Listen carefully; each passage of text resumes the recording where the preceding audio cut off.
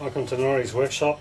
Now we're going to show you how I restore a Dinky 102. These things can be quite a challenge. As you can see, this one here is in a bit of a mess. So first things first, let's take it apart and let's see what we're dealing with. There's only one screw to remove.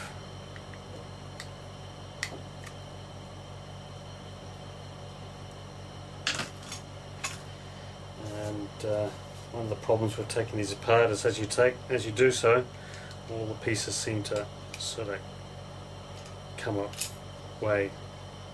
Right, first I'm going to remove these wings.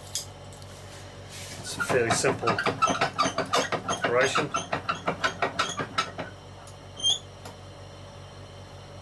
Just going to clamp the wing carefully in the vise. You notice these are aluminium jaws, so it's a soft metal.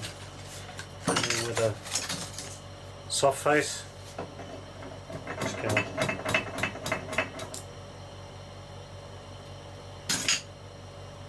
tap on the casting and out pops the end lug. Second one.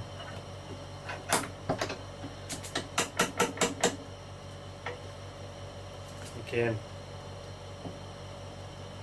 Just tap out the casting and it just pops away. It's very easy to remove.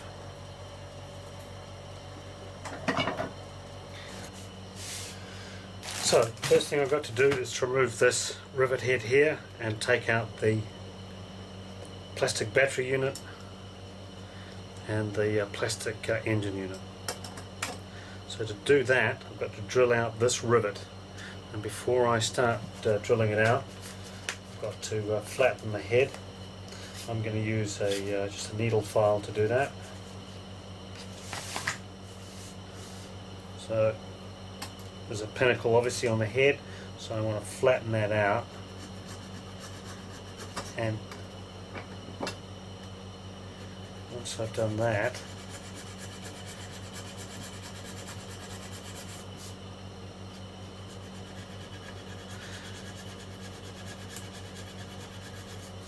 good enough. I'm sure you can see that. That's flat.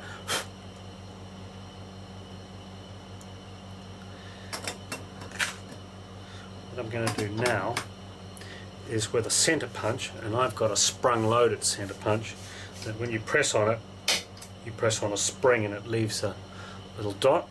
I'm going to do the same with this rivet head, and I'm going to try my best to get it in the center. I'm going to use that to locate the drill so it won't wander around the head.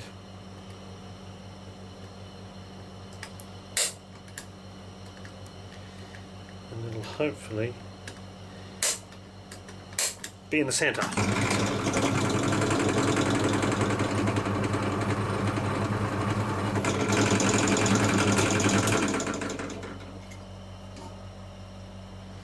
Now you can see most of the head now is gone, although I still can't remove the plastic battery unit, so I'm going to chisel off what remains of the head. Right, so I've got this turned in a direction that I've positioned in a way that I would not normally have it, simply to give you a better view. I'd normally have this facing towards me, but you can see I've got a chisel, and I'm now going to just carefully just try and tap away the remains of that rivet head, just so I can. I think that's most of it gone, and I should be able to now prise that washer that's there. Yep, there we are. So just prise the washer away. Like so. And now to get the engine unit out,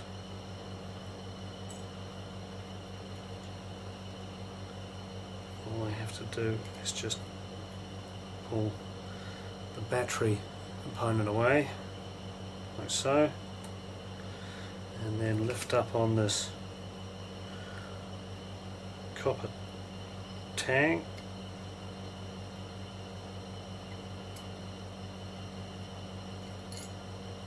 So that's the copper plate removed, and that is the last impediment now to removing the engine unit. The engine unit should just drop out, like so.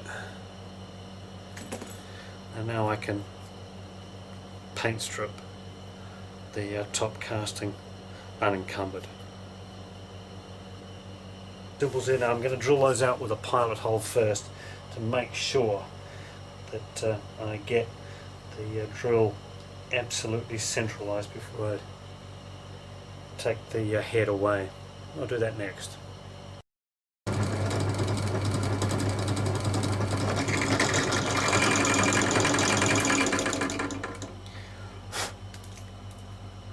Alright, so far so good with the first one.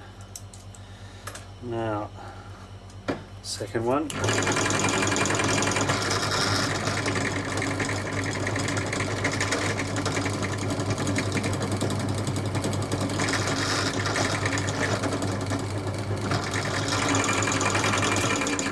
The head is too strong and won't chisel easily, then I have to go back to the drill press and drill some more of the head out. Let's see if I can get some of this out now.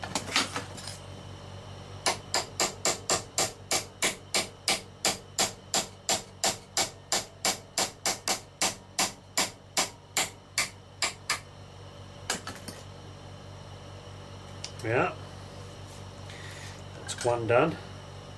And now remember, of course, to make a mental note of how all this goes together, so you're not confused when weeks later, after getting the replacement parts, you come to put it back together again. So this arm at the top, like so, steel leaf spring, and finally the arms themselves.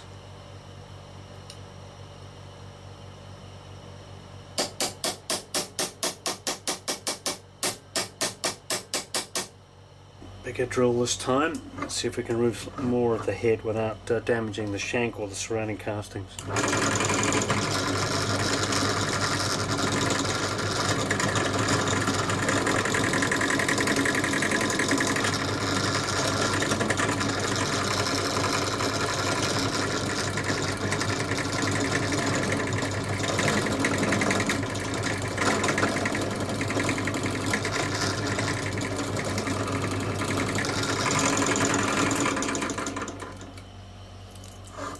That looks a little bit better.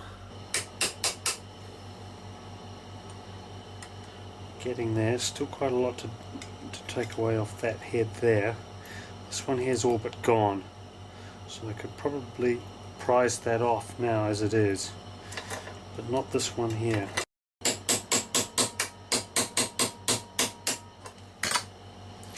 Well, now you can see that is virtually flat. Those are virtually flat now, so I'm going to see if I can just ease up on that with a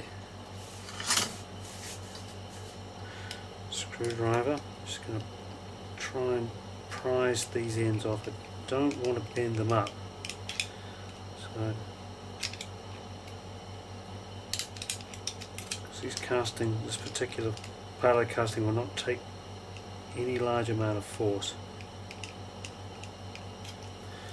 And I may be able to prise it enough just to loosen it.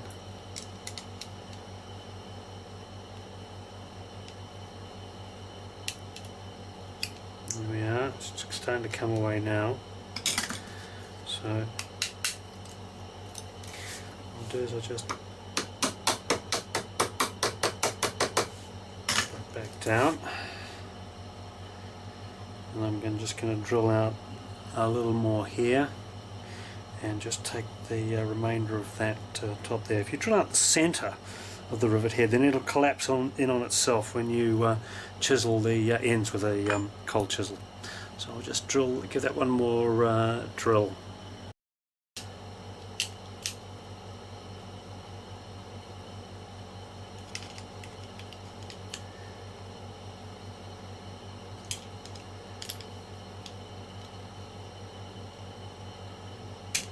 There we are.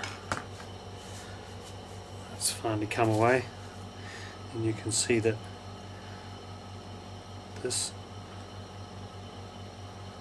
these lugs on the casting here are very, very fragile, so don't put them under any pressure at all beyond what you need to. And you can see this one here is slightly bent, but I can easily straighten that out, and the holes are still intact and they're still looking good. So that casting will go back in as it is. These wheels, obviously those come out now. This spring here, well, we've got that, we can just prise it out a bit, and by doing that, that'll return the springiness to that rear suspension. So with that leaf spring, we want to just, while we've got this rear component apart, just pull that out a little bit.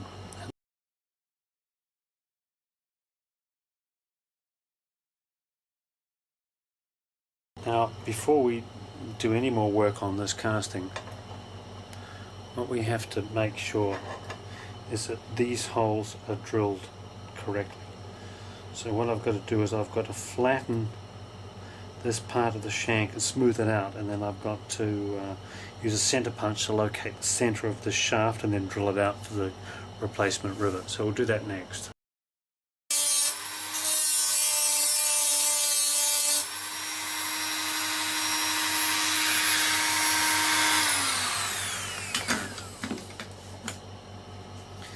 So there you can see that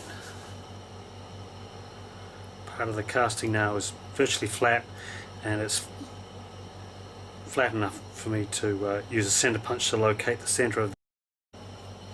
Right, now that's done, so I've done the other side as well. In fact, that's got the remains of the original part hole I drilled there, and it is well centered, so I don't have to worry too much about that one. But this one here I still have to do. Now what you can do is you can use the top casting to help you locate the center of the hole. So what I'll do now is, with the center punch, do my best to, what I can do with this one is I can unscrew the spring tension and make it less violent, and therefore easier to position where I want it.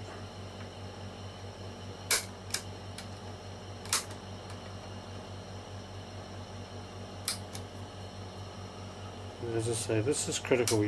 This bit here must be done correctly, otherwise the rear wheel retaining casting will not sit properly, and the wheels won't sit correctly either. There we are. That's pretty much bang on the center. Now again, it's very important to drill out, and that one there is also in the center. So now what I'm going to do is I'm going to drill out these two holes with a pilot hole, and just with a 1/16 drill, and then check it again and make sure it's correct, because I really only get one shot at this. So we'll do that next.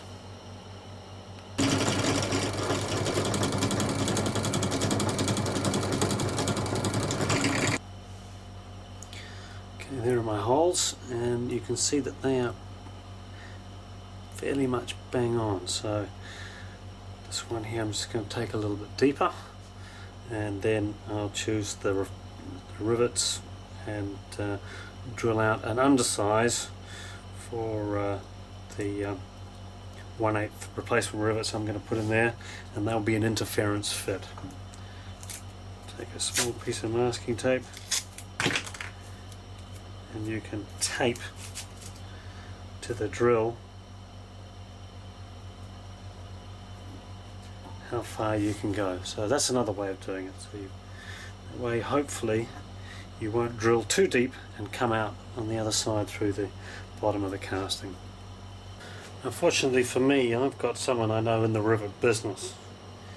Now, these are called cherries, but a pot rivet will do exactly the same job as this. This rivet comes in lots of different sizes. These are 1/8, so I can use either a cherry pot rivet, or blind rivet as sometimes called, or I can use one of these conventional aluminium rivets. Now I'm going to have to drill that undersize, so because it's going to have to be an interference fit, so I've matched it to a drill that is slightly smaller than the shank of the rivet, and I'll press those into place. So now that I've got my rivet size, I'm going to drill out the pilot hole and then just check to make sure that all that fits correctly, and once that's done then we can move on to the next stage. So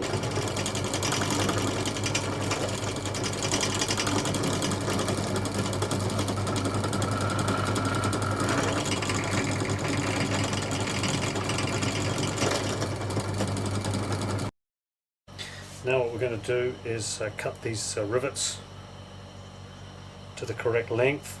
Remember, if you're doing this, take into account the thickness of the casting that it is being held. So I'll put my rivet in the casting like so. I'm going to use this cherry rivet shank as a measuring gauge. Put my fingernail against it, that's how deep I want it to go, and then compare that against the rivet head, and I just have to take off about 1/8 of an inch. So I can just do that with some pliers.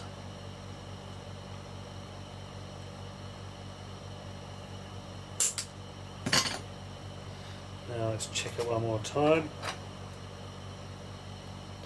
Depth gauge against the hole, compare that with the rivet, and that's perfect.